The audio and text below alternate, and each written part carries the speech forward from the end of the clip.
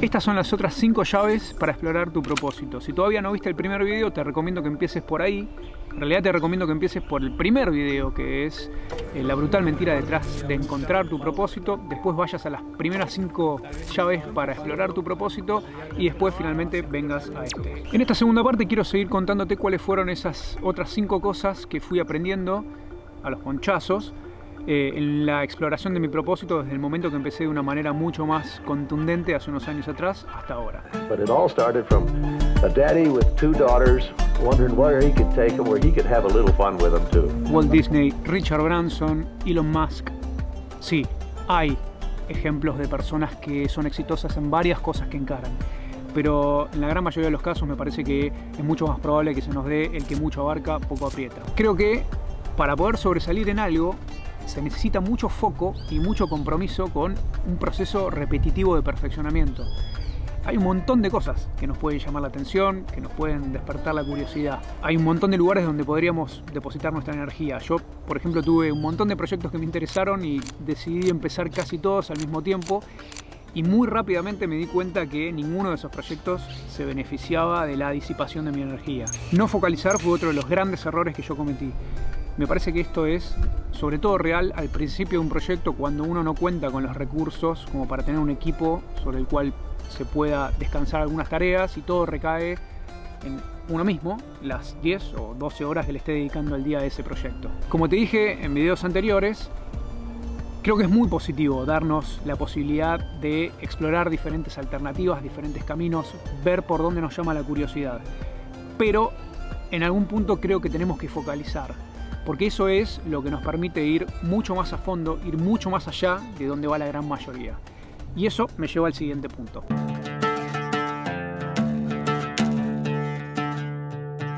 Ok, como veníamos viendo, seguir nuestra curiosidad, tirar de esas hilachas nos puede llevar por muchos caminos muy diferentes.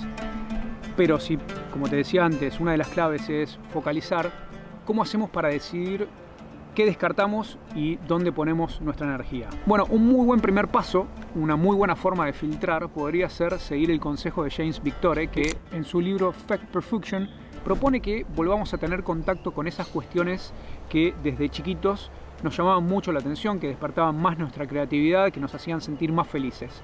En mi caso, por ejemplo, fue volver a tomar la cámara, volver a obturar, volver a filmar y volver a acercarme a contar historias, que es algo que desde muy chico me fascinó. Otra de las formas que podemos filtrar todas estas alternativas, y que aprendí también a base de errores, es tratar de macharlas con el tipo de vida que queremos tener. Existen un montón de cosas que nos pueden llamar la atención, pero que de perseguirlas no necesariamente nos van a llevar al tipo de vida que queremos tener. Por eso lo primero que tenemos que hacer es hacernos estas preguntas. ¿Qué tipo de vida queremos vivir? ¿Con qué tipo de personas quiero trabajar? ¿Cómo es la dinámica de trabajo que quiero tener? ¿Qué es lo que va a demandar de mí cada una de estas alternativas? Ver cuáles son todas estas variables que van a estar en juego con cada una de estas alternativas y ver si nos van a llevar a ese tipo de vida que queremos tener. Yo, por ejemplo, empecé un proyecto con muchísimo entusiasmo para darme cuenta bastante entrado en el proyecto que me estaba llevando a un tipo de vida que no quería volver a tener. Y de haberme hecho estas preguntas antes de comenzado el proyecto, probablemente me hubiese hecho replantear esa alternativa que estaba eligiendo y me hubiese evitado tener que bajarme de ese proyecto a mitad de camino. Además, no todo es color de rosas, obviamente. Inevitablemente en algún momento en la exploración de nuestros propósitos va a llegar un momento desafiante, van a llegar problemas, van a llegar dudas, van a llegar inseguridades y van a llegar cuestiones que vamos a tener que salir a resolver. Y en esos momentos es cuando realmente se va a probar cuál es nuestro compromiso con ese propósito. El escritor Mark Manson tiene una frase que se llama shit sandwich, que es muy gráfica pero es muy real y suena mejor en inglés. Pero básicamente lo que dice, uno tiene que saber cuál es el tipo de shit sandwich que está dispuesto a comer, porque tarde o temprano va a llegar. La pregunta es cuáles son ese tipo de problemas que uno está dispuesto a darle la bienvenida para poder resolver. Esa pregunta es clave porque nos ayuda a poner sobre la mesa todas esas alternativas y los problemas que se pueden presentar de cada una de esas alternativas y hacer un cuestionamiento honesto con uno mismo y decir, bueno, cuando se presenten todos esos problemas, ¿cuáles son los que realmente yo estoy comprometido a ir a resolver? Porque esos problemas inevitablemente, tarde o temprano, se van a presentar. Estos dos filtros, es decir, clarificar qué tipo de vida queremos tener y clarificar el tipo de shit sandwich que estamos dispuestos a comernos, creo que son clave para poder descartar esas alternativas que potencialmente en un futuro nos podrían llevar a lugares en los que no queremos terminar. De alguna manera minimizar, perder energía, tiempo y dinero.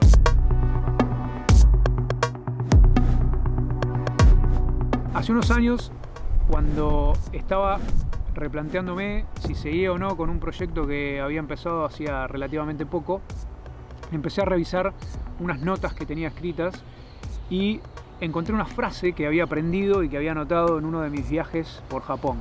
La frase era Mika Bosu. Mika Bosu significa algo así como monje de los 3 días, y en Japón lo usan para denominar a todas esas personas que empiezan algo con mucho entusiasmo para muy rápidamente darse por vencidos.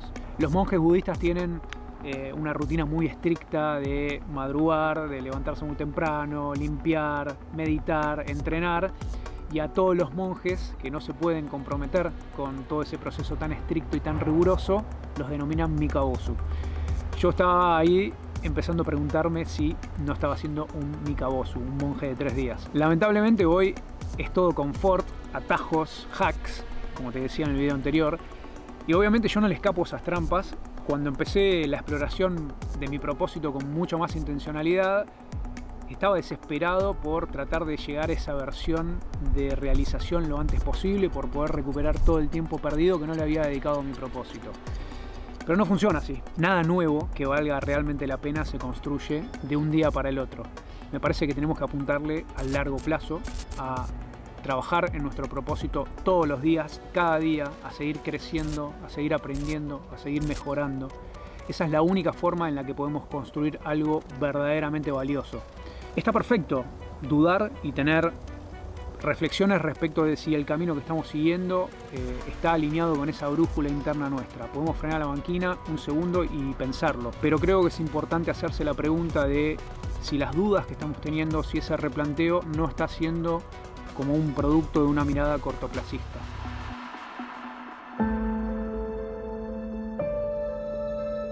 Apostarle a un propósito a largo plazo y de manera consistente es muy difícil. Y es muy difícil sobre todo al principio, cuando no llega ninguna de esas validaciones a las que nos tienen tan acostumbrados. Toda esa validación externa que necesitamos para reforzar nuestra identidad y nuestro convencimiento de que estamos en el camino correcto. En mi propia experiencia de la exploración de mi propósito, fui descartando diferentes proyectos. Y con el tiempo me fui dando cuenta también que había una especie de denominador común entre los que fueron quedando en el camino. Ese denominador común era que ninguno de ellos tenía un porqué, una razón de ser lo suficientemente potente o lo suficientemente significativa para mí. Y creo que cuando no tenemos esa razón de ser lo suficientemente significativa, es muy difícil que seamos resilientes cuando se nos presentan los problemas y las dificultades que tenemos que resolver. Creo que un propósito pasa a su nivel más alto cuando se convierte en una necesidad. Es decir, no es algo que nos motiva o que nos llama la atención o que queremos que pase. Es algo que necesitamos que pase. Cuando podemos perseguir un propósito que es lo suficientemente potente como para transformarse en una necesidad para nosotros, eso termina alineándose completamente con nuestra identidad, y eso nos permite trabajar de manera consistente y a largo plazo, independientemente de las circunstancias o los problemas que se puedan presentar. Bueno, entonces la pregunta obvia es: ¿cuál es el propósito con una razón de ser lo suficientemente potente como para convertirse en una necesidad para uno? Y eso es algo tremendamente personal, nadie nos lo puede decir más que uno mismo. Lo que sí hay es una distinción en la relación que tengamos con lo que sea que decidamos perseguir. Creo que hay algunos propósitos que están alimentados por el ego y hay otros propósitos que están alimentados por la vocación de servir. Con el tiempo me fui dando cuenta que las cosas que perseguía, que estaban realmente orientadas a agregar valor y a servir a los demás, tenían mucho más chances de persistir en el tiempo y de convertirse en un propósito para mí, versus los que estaban orientadas hacia el ego, como puede ser cualquier validación externa de dinero, reconocimiento, atención, esos no tenían la misma chance de sostenerse en el tiempo. Creo que tenemos que pensar en qué y en quiénes nos queremos convertir, cómo se conecta eso que queremos perseguir con nuestra identidad central, con lo que queremos para nuestra vida. Creo que si buscamos la forma de perseguir algo que realmente agregue valor y que sirva a los demás, tenemos muchas más chances de que ese se convierta en un propósito persistente en el tiempo para nosotros.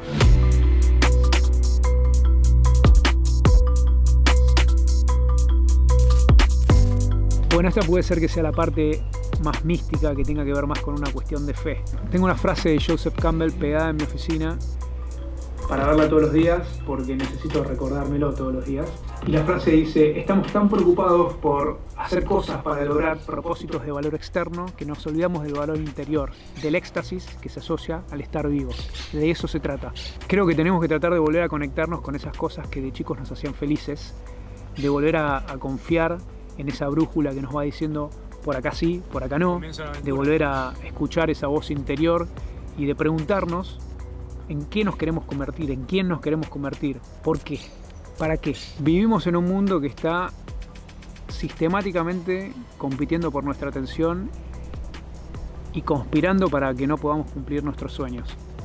Nos llenan de distracciones y de falsas promesas de cómo vamos a poder ser felices con cuestiones materiales y hasta versiones muy definidas de lo que se supone ser exitoso.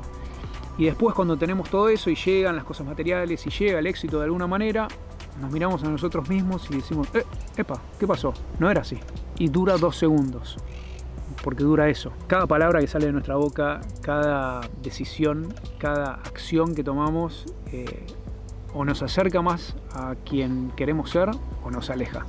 Es una decisión que vamos a tomar todos los días. Yo creo que cuando nos anclamos en el presente y nos hacemos todas estas preguntas, tomamos muchas mejores decisiones que están alineadas con la versión de nosotros mismos que pretendemos ser.